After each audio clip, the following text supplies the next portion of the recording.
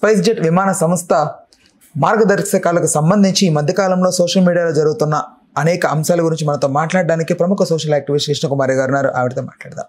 నమస్తే అమ్మా. సో వీళ్ళకి మార్గదర్శకాలు లేవని చాలామంది వాపోతున్నారు. మార్గదర్శకాలు ఉండి వీళ్ళు ఎందుకు ఫాలో అవ్వట్లేదు ఏంటంటే ఏం చెప్తారు? ఇప్పుడు ఒకప్పుడు అసలు మనకి ఎయిర్ ఇండియా, ఇండియన్ ఎయిర్లైన్సే మాత్రమే ఉండే మన దేశంలో.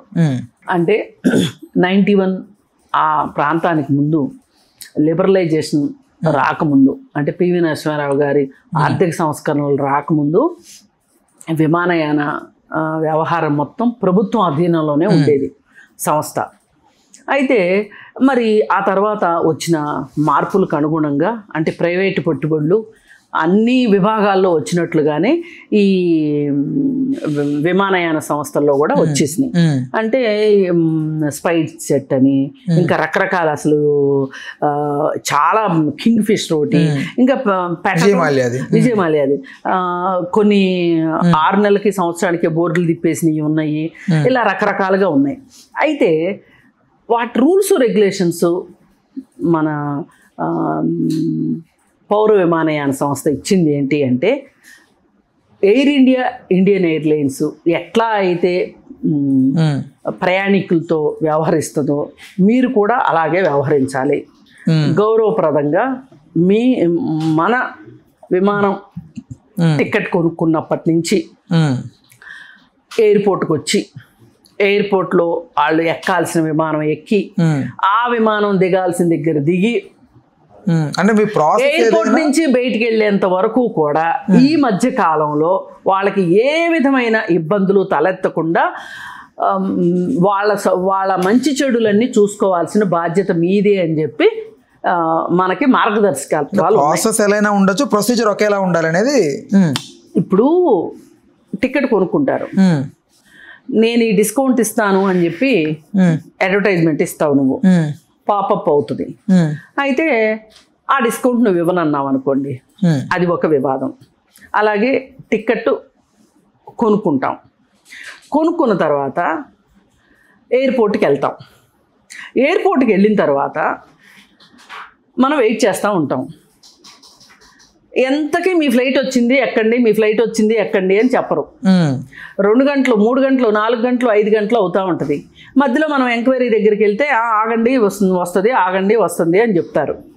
సరే, ఈ ఆగండి వస్తుంది అని చెప్పేది కనుక ఒక 2 గంటల్ని మించితే గనక వాళ్ళకి స్నాక్స్ అరేంజ్ చేయాలి. అదే ఒక 4-5 గంటలు టైం పట్టింది అనుకోండి, అది కనుక భోజనం టైం అనుకోండి, భోజనాలు అరేంజ్ చేయాలి. ఒకవేళ ఈ రాత్రంతా ఫ్లైట్ రాదు అనుకోండి, రేపొద్దున ఫ్లైట్ వస్తుంది అనుకోండి, వాళ్ళకి నైట్ ఉండటానికి అకామిడేషన్ ఇవ్వాలి. ఎందుకంటే వీళ్ళల్లో సీనియర్ సిటిజన్స్ ఉండొచ్చు, వీళ్ళల్లో పాలిచ్చే తల్లులు ఉండొచ్చు, లేదు అనారోగ్యంతో బాధపడే వాళ్ళు ఉండొచ్చు, యంగ్ పీపుల్ అయినా సరే ఆరోగ్యం కోసం ప్రయాణం చేసే వాళ్ళు కూడా ఉంటారు ఒక్కొక్కసారి, ట్రీట్మెంట్ కోసం. ఇట్లా రకరకాల వాళ్ళు ఉంటారు. ఇది ఒక రకంగా మెడికల్ ఎమర్జెన్సీ, పర్సనల్ ఎమర్జెన్సీస్ ఇవన్నీ. ఇలా కాకుండా కొంతమందికి వాళ్ళ వృత్తికి సంబంధించిన ఎమర్జెన్సీస్ ఉంటాయి. ఒక కౌన్సిలింగ్కి వెళ్తున్నాడు ఒక స్టూడెంట్, లేదు ఒక కోర్టు పని మీద వెళ్తున్నారు, అలాగే ఇంకొక వ్యక్తి అపాయింట్మెంట్ ఆర్డర్ తీసుకోవడానికి వెళ్తున్నాడు, జాబ్ ఇంటర్వ్యూకి వెళ్తున్నాడు. ఇట్లా ఇవి ఎమర్జెన్సీస్. ఇప్పుడు ఒక పెళ్ళికి వెళ్ళడం అనేది ఎమర్జెన్సీ కాకపోవచ్చు, కానీ ఇవన్నీ ఎమర్జెన్సీసేగా. అలాంటప్పుడు ఎవరైనా ఎమర్జెన్సీలో ఉన్నవాళ్ళు, ఇట్లాంటి పనుల గురించి వెళ్ళేవాళ్ళు ఎవరైనా ఉంటే వాళ్ళకి వేరే ఇంకేదన్నా ఫ్లైట్లో ఎక్కువ ఛార్జ్ పెట్టైనా సరే అకామిడేట్ చేసి పంపించాల్సిన బాధ్యత కూడా ఉన్నది ఎయిర్లైన్స్ వాళ్ళకి. ప్రైవేట్ ఎయిర్లైన్స్ కావచ్చు, ఎయిర్ ఇండియా, ఇండియన్ ఎయిర్లైన్స్ కావచ్చు, ఎవరైనా సరే. అయితే ఈ మధ్య ఏం చేస్తున్నారు అంటే, ఈ రాత్రిపూట ఉన్నారనుకోండి, వీళ్ళకి అకామిడేషన్ ఇవ్వాలి కదా. రేపు పొద్దున్నే తెల్లవారుజామున ఫ్లైట్ ఉందనుకోండి, ఈ రాత్రికి వాళ్ళకి అకామిడేషన్ ఇవ్వాలిగా. మరి ఎయిర్పోర్ట్లో రూములు చాలా కాస్ట్లీగా ఉంటాయి కదా. అందుకని ఏం చేస్తున్నారు, అసలు క్యాన్సిల్ చేస్తే పోలా అని చెప్పి ఫ్లైట్ క్యాన్సిల్ అంటున్నారు. మీరు మీ ఇంటికి మీరు వెళ్ళిపోండి, క్యాన్సిల్ అయిపోయింది, మీ డబ్బులు ఇవ్వబడతాయి అని చెప్తున్నారు. కానీ అసలంటూ ఎయిర్పోర్ట్లో కంటూ వచ్చిన తర్వాత క్యాన్సిల్ చేయడానికి వీల్లేదు, ఏదో ఒక రకంగా అకామిడేట్ చేయాలి. ఇప్పుడు ఎయిర్పోర్ట్కి వచ్చిన వాళ్ళు, ఇప్పుడు సపోజ్ పిల్ల తల్లి ఉందండి, పాలిచ్చే తల్లి ఉంది, ఆ తల్లి ఎక్కడ కూర్చుని పాలిస్తుంది? ఇవాళ పెద్ద పెద్ద మల్టీప్లెక్స్ సినిమా థియేటర్స్లో ఉమెన్ రెస్ట్ రూమ్స్ ఇస్తున్నారు. ఏంటి దాని అర్థం? ఫీడింగ్ కోసం. మరి ఈ మాత్రం బుద్ధి జ్ఞానం ఎయిర్పోర్ట్లో లేకపోతే ఎట్లా చెప్పండి? కాస్ట్లీస్ట్ ట్రావెలింగ్ సిస్టమ్ ఉన్న ఎయిర్లైన్స్. ఎందుకు ఎయిర్లైన్స్ మనం ఎయిర్ ట్రావెల్ ఎందుకు చేయాలనుకుంటాము? సమయం కలిసి వస్తుందని, సౌకర్యం ఉందని, ఆ మాత్రం డబ్బులు పెట్టుకోగలము అనే కదా. ఒకసారి డబ్బులు పెట్టుకోలేకపోయినా కానీ మనం ఎందుకు చేస్తాము ఇదంతా? మన ఎమర్జెన్సీని బట్టి. అందుకని ఈ విషయంలో ఈ మధ్యకాలంలో సినిమా యాక్టర్ ప్రదీప్ గారికి ఎదురైన అనుభవంతో ఆయన ఏం చేశారు అంటే, ఆయన ప్రశ్నించారు. ఆయన ప్రశ్నిస్తే అది అందరి కోసం మాట్లాడాడు, ఆయన తన ఒక్కడి కోసమే మాట్లాడలా. ఆయన మాట్లాడే దాంట్లో వాస్తవం ఉంది. ఇది మా వినియోగదారుడి హక్కు. మనం ఏం చేస్తామంటే హక్కుల గురించి మాట్లాడటం అంటే నామోషిగా ఫీల్ అవుతుంటాం మనం. ఇప్పుడు సినిమా హాల్లో ఉంది, 50 రూపాయలు ఉండాల్సిన పాప్కార్న్ 300 రూపాయలకు అమ్ముతున్నారు. ఎంఆర్పి రేట్ల కంటే ఎక్కువగా అమ్ముతుంటే అది నిలదీయాలి అంటే మనకు నామోషి.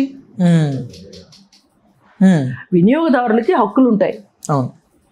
ఈ హక్కుల్ని మనం తెలుసుకోవాల్సిన బాధ్యత మన మీద ఉంది.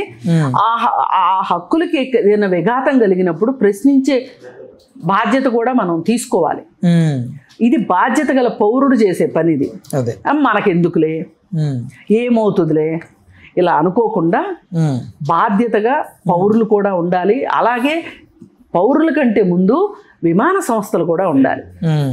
ఉన్నప్పుడే మనకేంటి అంటే ఒక పని మీద మనం వెళ్తున్నప్పుడు దానికి అంతరాయం కలక్కోకుండా ఉంటుంది.